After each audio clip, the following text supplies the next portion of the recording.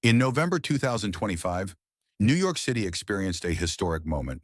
For the first time in its political history, the city elected a Muslim mayor, Zohran Mamdani, a young progressive politician from Queens.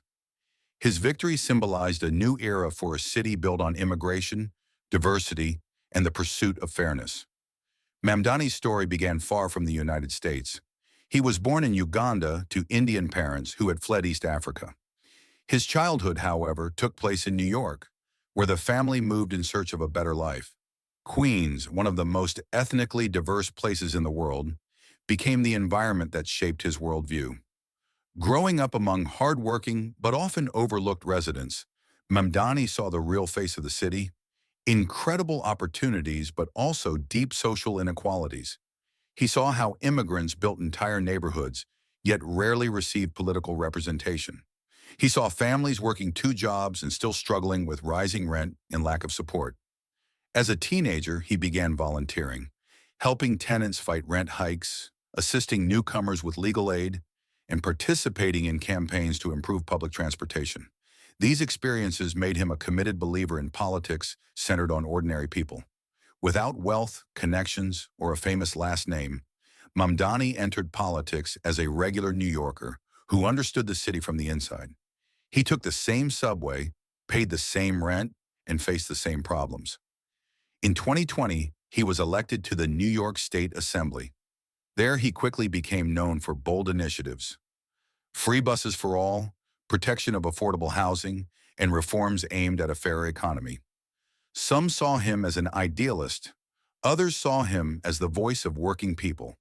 By 2025, rising prices and frustration with old political figures pushed him to run for mayor. His campaign was unlike the others. No luxury fundraisers, no big donors. Instead, volunteers, students, workers, immigrants, and families who believed the city could work differently. He spoke in subway stations, courtyards, and small parks. His message was simple: New York works best when it works for everyone. At first, few believed he could win, but strong support on the ground changed everything. When the results were announced, Mamdani secured just over 50% of the vote and became the 111th mayor of New York City, the first Muslim to hold the office. Queens erupted in celebration, and across other boroughs, people felt it was a victory not just for one man, but for an idea. After taking office, he immediately faced major challenges: the housing crisis, low public trust, and a tight budget. But he began with tangible steps: expanding free bus routes, strengthening rental assistance programs, and improving immigrant access to city services. He stayed open and approachable, often appearing without security, speaking directly to residents. For many, he represented a new model of leadership, not hierarchical, but human. Critics still challenged him, calling his plans unrealistic. But Mamdani responded, "Progress doesn't come to those who wait for permission. It comes to those who demand it."